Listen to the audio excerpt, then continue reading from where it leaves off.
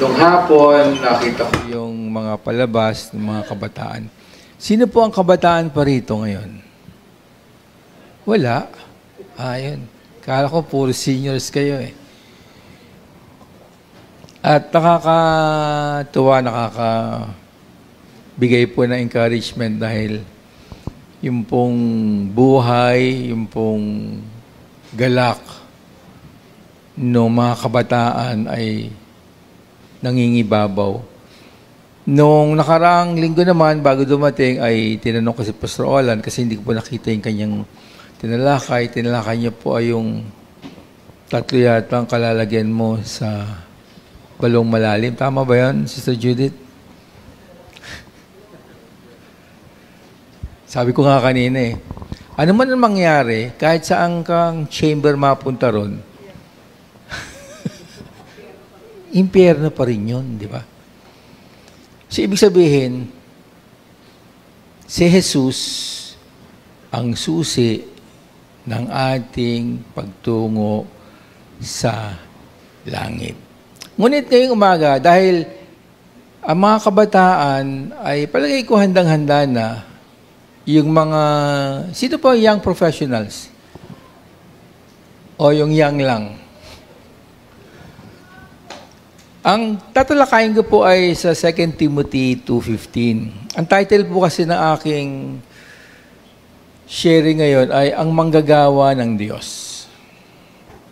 So sabi po ni Pablo kay Timothy, pagsikapan mong humarap na subok sa Diyos, manggagawang walong anumang dapat ikahiya, gumagamit ng wasto sa salita ng katotohanan. Ang ibig sabihin lang po dito ay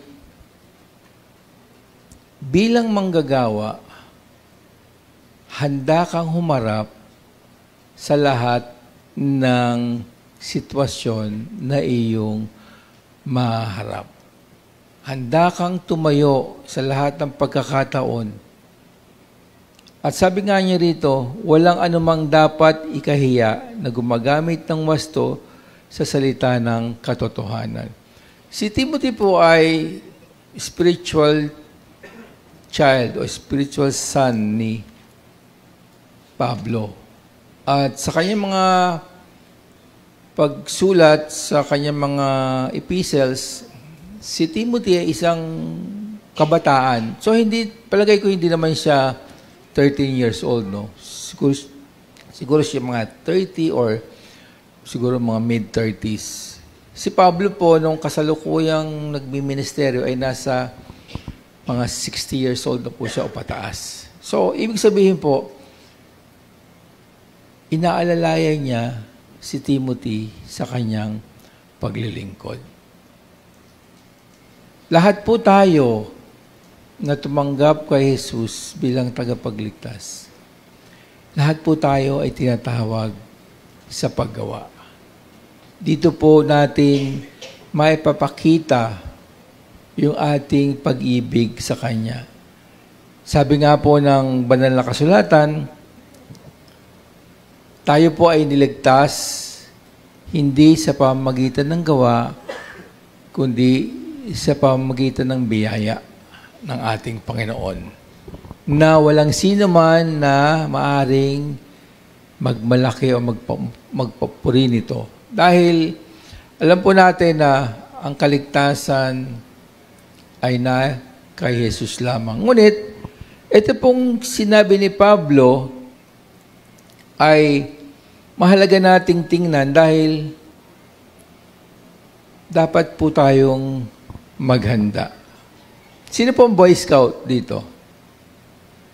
May Boy Scout po ba? Ako kasi Girl Scout. Ay, hindi.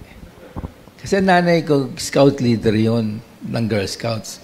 So tuwing may camp, kasama po ako noon sa Girl Scout camp. So nakikita po namin yung ginagawa. At ako rin po ay isang Boy Scout, no? Grade 6. So ang sabi ay laging handa, di ba? Ang manggagawa ng Diyos ay laging handa. Ang tatalakayin po natin ngayong umaga ay nasa Efeso, ika-6 na kabanata. Ito po yung gusto ko lang bigyan ng substance, bigyan ng laman yung sinasabi ng tambourine ay yung sinasabi ni Pablo. Nung panahon pong yon, paki-flash nga yung next slide. Ayan. Sino po yan? Ewan. Yan po ay ilustrasyon ng isang Roman soldier. Nakakita na kayo ng Romano nung ano tayo nung mahal na araw? Diba, yung timer ko nga, Romano siya. Meron siyang suot, diba? Pero yan po yung Romanong sasabihin na natin na hubad. So, ang suot niya lang ay isang panloob. Sa kasalukuyan, maaaring sabihin natin sando, kamiseta. Noong panahon ni Pablo, ang alam niya lang ay yung uri ng pakikipagbaka ng mga Romano. So, inihambing niya ang sundalong Romano sa isang sundalo ng Diyos. Babalikan po natin yung sinabi niya kay Timothy. Sabi niya kay Timothy, manggagawang walang anumang dapat ikahiya na gumagamit ng wasto sa salita ng katotohanan. Ang alam ni Pablo ay yung paano lumalaban yung mga Roman soldiers, paano sila nagdadamit. So yung picture na yan ay yung po yung bear, no? So sa Ephesians 6, babasahin po natin isa-isa yung talata. Magsimula po tayo sa talatang 13. Nakalimutan kong tanong, sino po may Bible na dala? May notebook? Walang ballpen? Meron din. Sabi po ni Pablo, kaya't kunin ninyo ang buong baluti ng Diyos upang kayo'y makatagal sa araw na masama at kung magawa na ninyo ang lahat ay tumayong matatag. Baluti. Sa English po, armor. No? Ano po ba ibig sabihin ng armor? Ito po ay nagbibigay ng proteksyon sa katawan ng isang Romano. Pakita nga natin Romano. Ayun. Kanina, wala yung nandun sa taas niya, di ba? Sa ngayon, pagka tinignan natin yung modern warfare, makikita po natin yung mga nagsusuot ng bulletproof vest, di ba? So, yung mga sundalo, meron silang sinusuot na armor protection.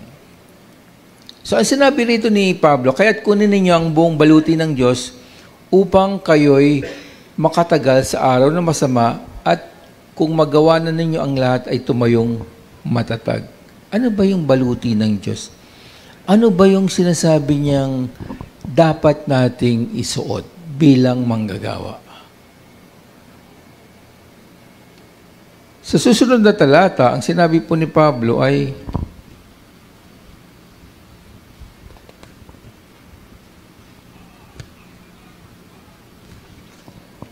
ganito. Kaya tumindig kayo na ang inyong mga baywang ay nabibigkisan ng katotohanan na suot ang baluti ng katwiran. Sa English po kasi, yan po yung belt of truth at yung bigkis ng righteousness. Next slide nga. Ayan. So kanina, suot nung Romano yung pangitaas. No? So in general, sabi ni Pablo, yung baluti, yung armor, ay buong katawan ng sundalo. Magbibigay sa kanya ng protection. Ngunit naging detalye dito. Ang sabi niya, tumindig kayo na ang inyong mga baywang ay nabibigisan ng katotohanan na suot ang baluti ng katwiran. So, dalawang bagay po doon. Katotohanan at katwiran. Truth and righteousness. So, maliwanag po sinabi na sa 1, you will know the truth and the truth will set you free. At ang sabi pa, I am the truth, the way, and the life. Diba? Ako ang katotohanan, I am the truth, the way, ang daan, at ang buhay. Maliwanag po na si Jesus ang katotohanan. Kung wala po si Jesus sa atin, hindi po natin maaring o hindi po tayo maaring tumayo sa katotohanan. At ang katwiran ay ang righteousness naman. Ang sinasabi po kasi dyan, kagaya nga nung isang nangaral, dalawang klase daw po yung katwiran, no? Dalawang klase yung righteousness. Madalas po namin sinasabi ito, yung lahat po tayo nagkasala, lahat po tayo ay hindi nakaabot sa antas ng ating Diyos. Ibig sabihin, we fall short of the glory of God. So yung righteousness dyan, ang sinasabi, yung righteousness na una, inimpart sa atin ni Jesus. Ibig sabihin, yung katwiran sa pamamagitan ng kanyang ginawa sa krus ng Kalbaryo, yun po yung katwiran na nakikita ng ating Diyos Ama. Yun po yung magliligtas sa atin dun sa tinalakay ni Pastor Olan na dagat ng apoy o chamber ng kahirapan sa mga hindi nakakilala sa ating Panginoon. Yun po yung righteousness na sinasabi. Yung isa po ay pupunta po tayo dun sa ethical and moral standards. Paggawa po ng mabuti. Sabi naman ni James, pakita mo sa akin ang pananampalataya mo, makikita ko yan sa iyong gawa. Tayo ay naligtas, tayo ay dapat ipakita ang kaligtasan yan. So meron pong transformation, meron pong pagbabago. Ngayon, madalas nating maririnig na tapos na yung eleksyon, ngunit hindi pa tapos ang korupsyon. Tapos na ang halalan, patuloy pa rin po yung pangit kasi pakinggan yung term na pagnanakaw sa kaba ng bayan, pero ganun po yung nangyayari. Tayo bilang mga mananampalataya, dapat nasa taas tayo ng antas na yon. Alam ko wala naman. May konsehal po ba rito? Wala. May mayor? Wala. May vice mayor? Ay, si vice mayor, oh. Wala tayong... Yun po yung pangalawang katwiran. Kapag ka nakita kayo ng isang hindi mananampalataya na kilala nyo, at ang ginagawa nyo ay taliwas sa moral standards, sa ethical standards, anong sasabihin? Anong madalas na term? Ang madalas na narinig ko, ayan, yan ba yung born again? Yan ba yung may Jesus? Yan ba yung Kristiyano? Napakahalaga po na maunawaan natin na tayo ay ligtas dahil kay Jesus. Ngunit hindi doon natatapos yung kaligtasang yun. Natatapos yan kapag tayo po ay binago sa ating pag-iisip, binago sa ating mga puso, binago sa ating gawain. May kausap nga ako, pinag-uusapan namin, gaano kayaman ang Pilipinas. Alam niyo po ba kung gaano kayaman tayo? Alam niyo po ba magkano $1 million? Ako hindi ko alam kasi masyadong malaki yun. Meron daw po tayong mineral wealth, no? Nasa mining kasi ako, na nagkakahalaga ng almost $1 trillion. Meron tayong mga kabundukan na napakaraming puno na bawasan na nga ngayon. Meron tayong karagatan na hitik sa isda, sa hipon na inubos ng mga Hapon. Hindi naman. Alam mo ba yung kwento? Kasi sinasabi ko lang, na may panahon, nung siguro mga 1950s, yung dagat sa pagitan po ng Indonesia at Pilipinas, anong kulay ang dagat? Blue, di ba? Naninilaw daw yan. Kulay dilaw. Hindi naman dahil kay Cory, no?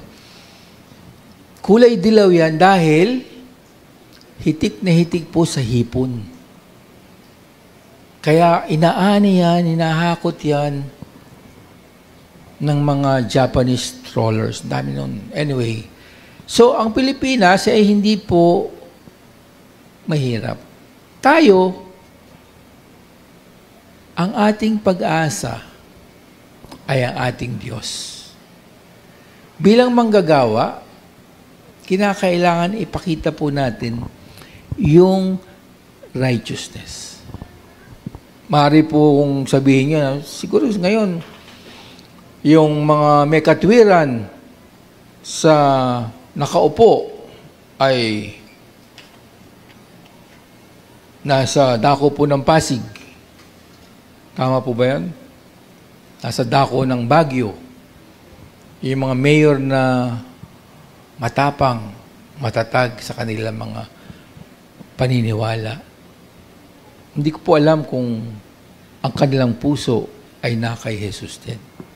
Ang sinasabi po rito ni Pablo, yung katwiran ay dapat nating ipahayag at patuloy nating tayuan. Wala na pong moral standards, wala na pong ethical standards sa ngayon.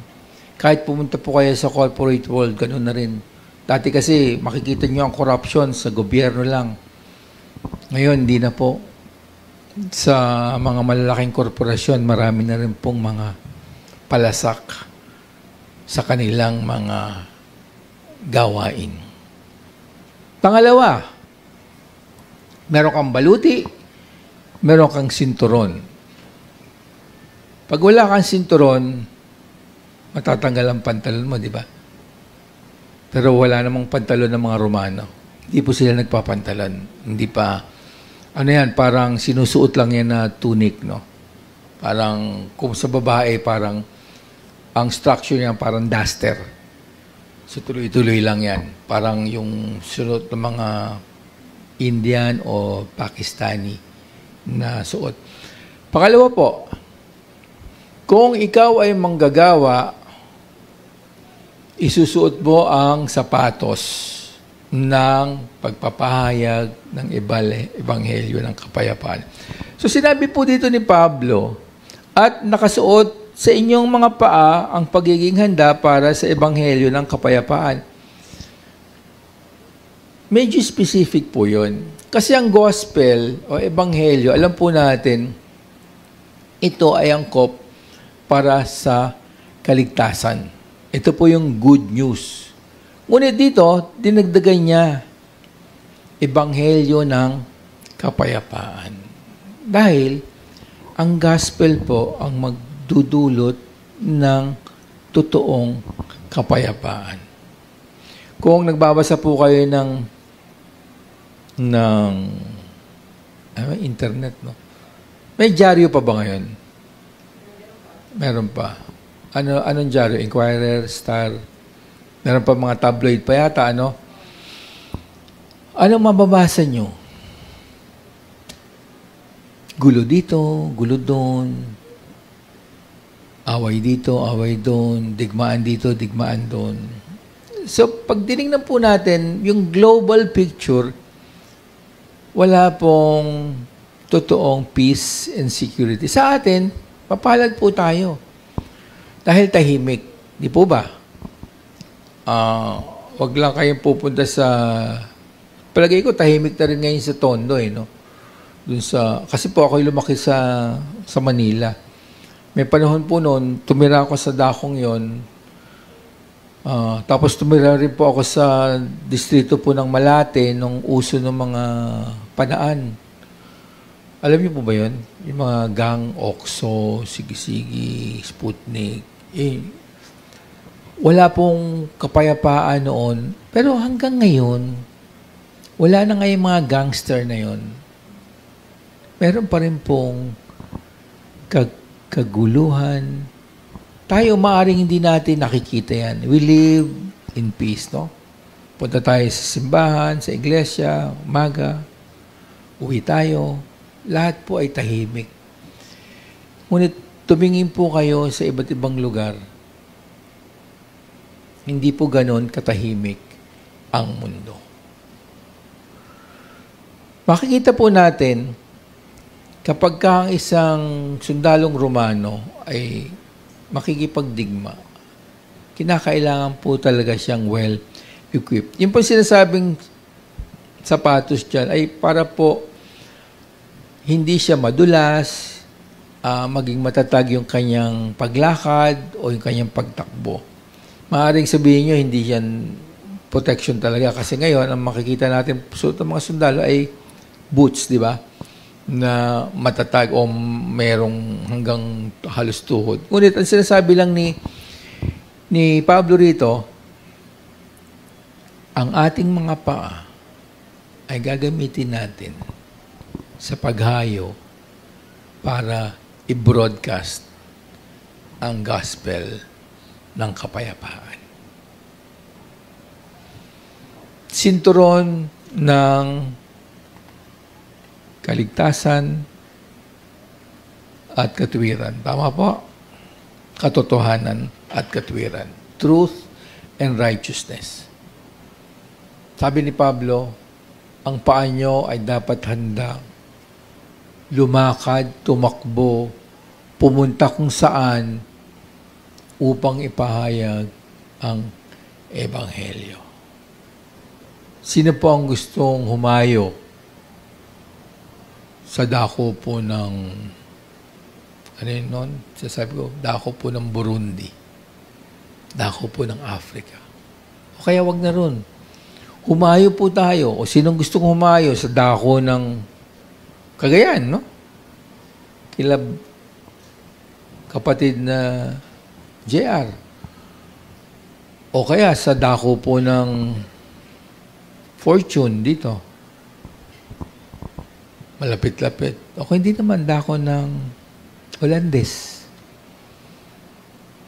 Ang sinasabi po rito, gamitin ang ating mga paa na may sapatos na maghahayo ng ebanghelyo ng kapayapaan.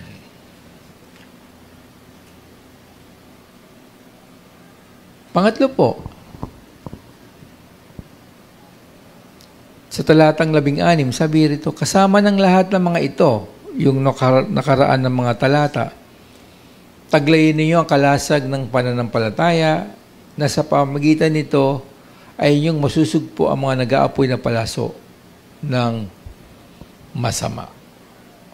So, ang isang Roman soldier, nung panahong yon, meron pong shield, no?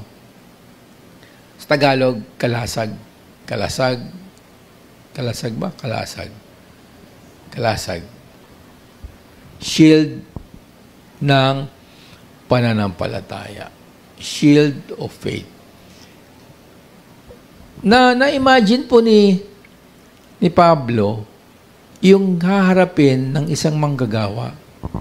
Ang haharapin natin ay digmaan. Hindi po tayo haharap sa parang pupunta ka ng mall, magsa-shopping, pupunta ka ng grocery, pupunta ka ng eskwela, pupunta ka ng trabaho. Ang sinasabi po ni Pablo,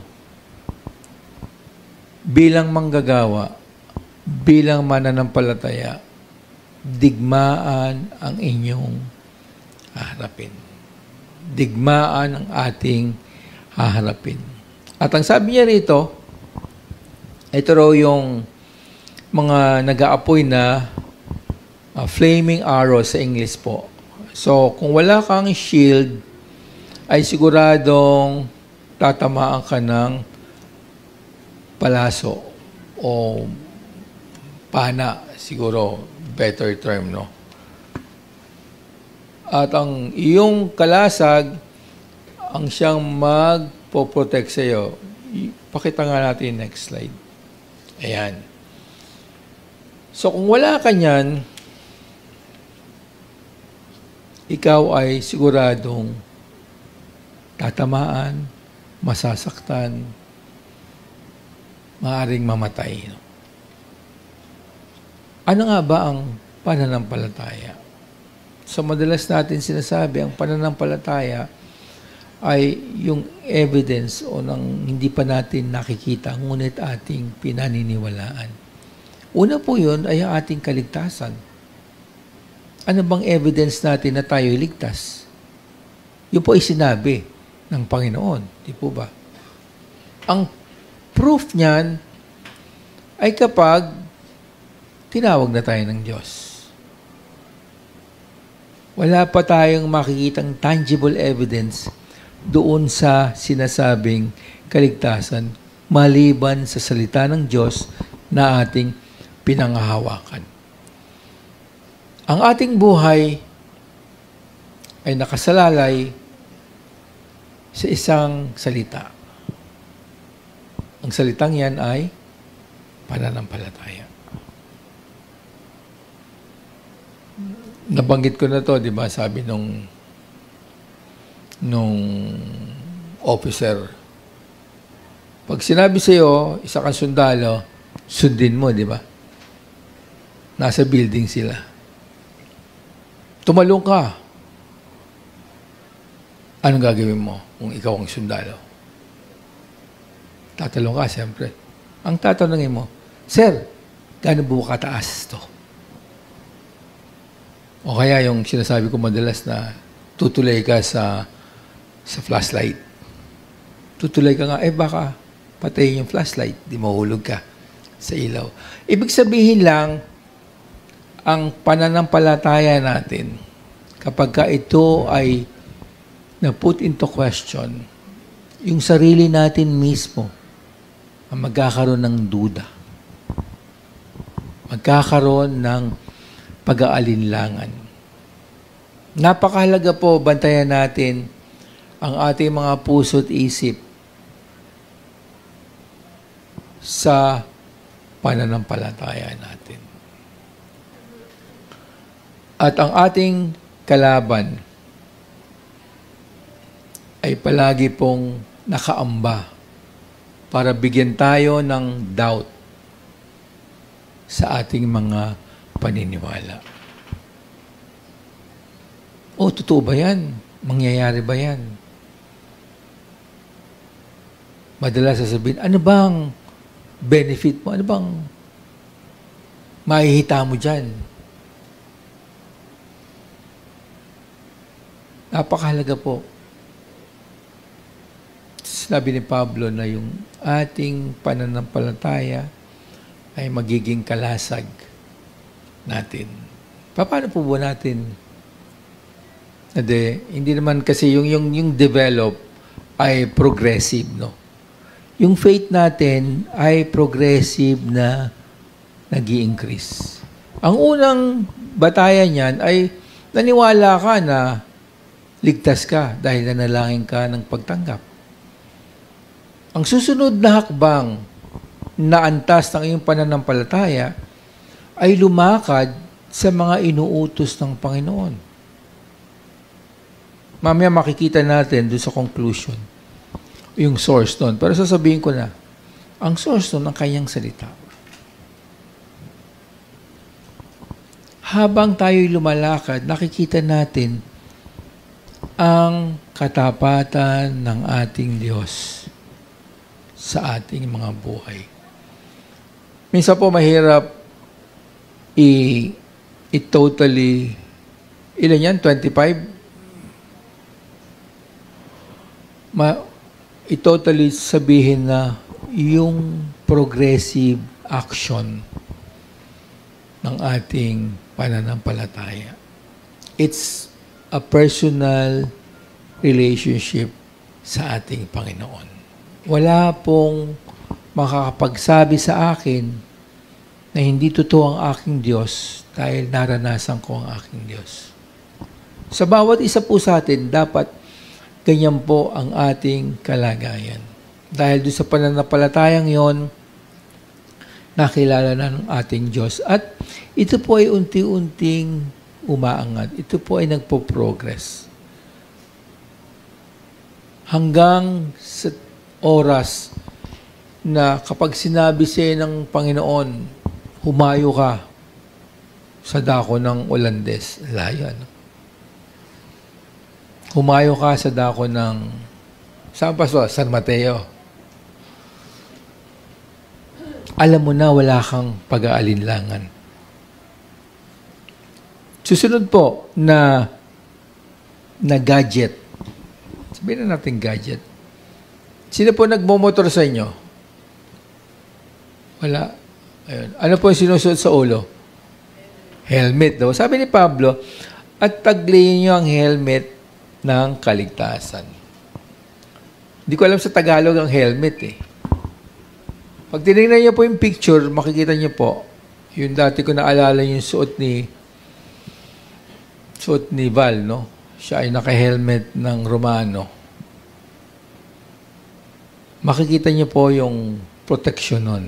So, meron ka ng kalasag, meron ka pang helmet. Kapag pinalo ka ng palakol nung panahong yun, pag yung palakol tumagos sa kalasag, yung helmet mo, maaaring bigyan ka pa ng additional protection. Kaya pag tinignan po natin, yung isang sundalong Romano, kapag siya po ay inihambing natin sa isang manggagawa ng Diyos,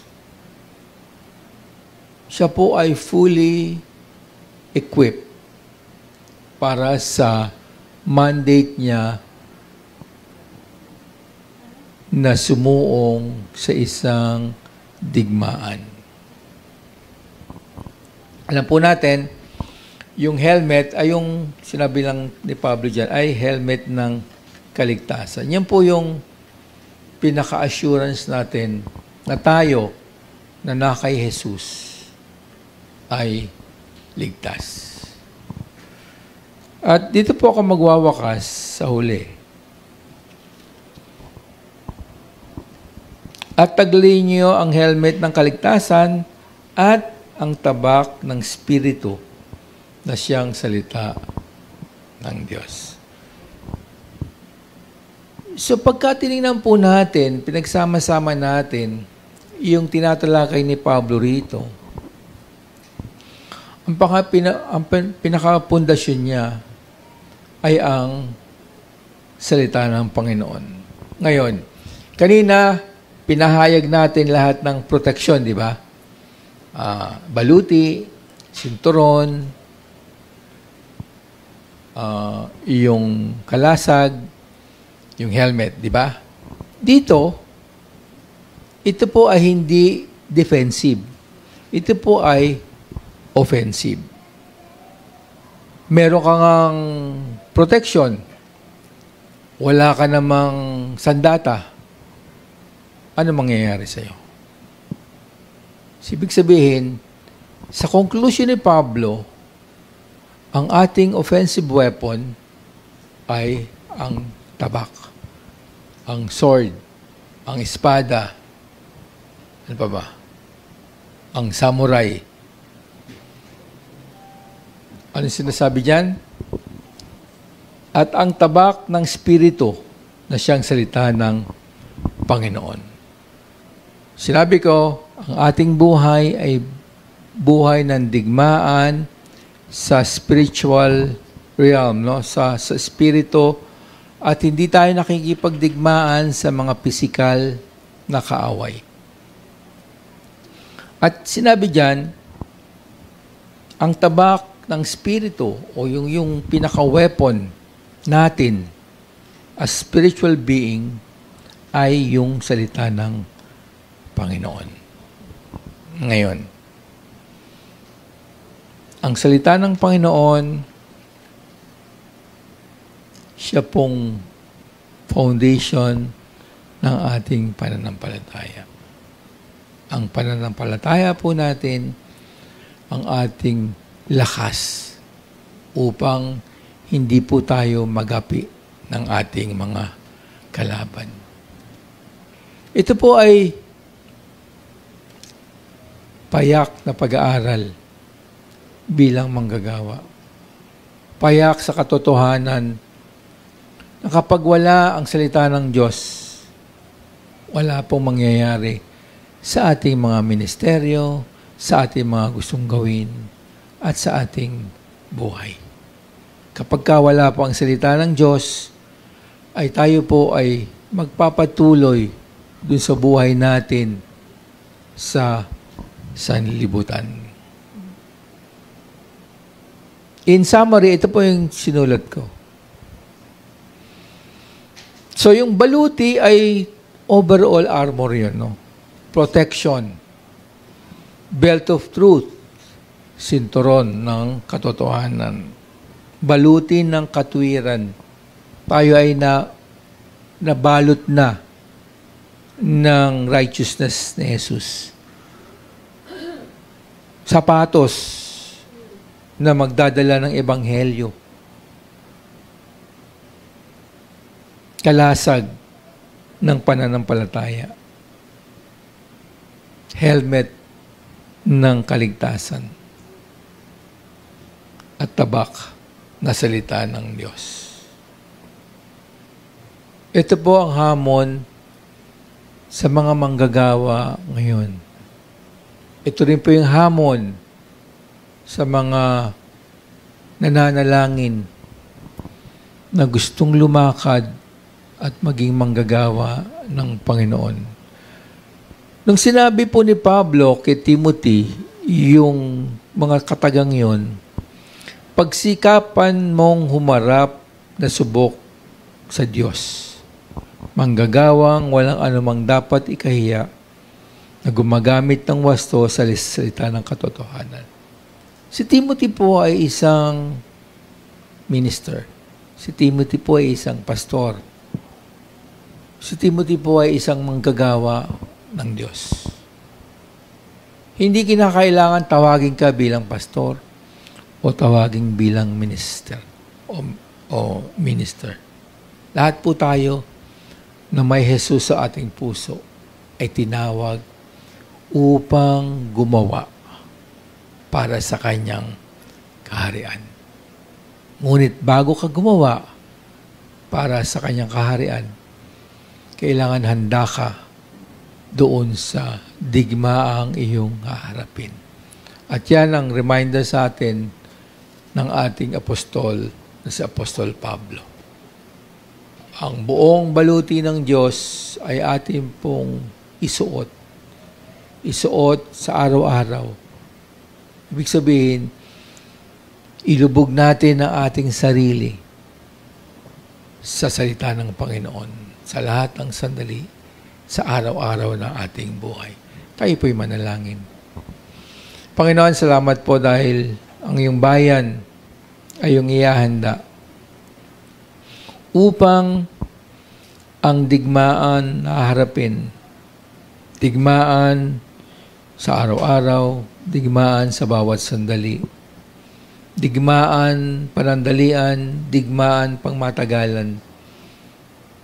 Kayo po ang maghahanda sa kanilang mga puso, sa kanilang mga isip, upang sa kanilang pakikipagdigma, sila po ay hindi magagapi ng kaaway. Salamat po, Panginoon, dahil pangahawakan po namin ang salita na aming sandata, na aming tabak, upang aming ipahayag ang katotohanan na nanggagaling sa iyo. Salamat, Panginoon, aking pong itinataas ang mga nakikinig ngayon na ihanda po nila ang kanilang mga sarili sa pakikipagdigma sa mga kaaway ng katotohanan, kaaway ng katwiran. Salamat, Panginoon, kayo po maitaas, kayo po maparangalan. Pagdalangin namin sa pangalan ni Jesus. Amen.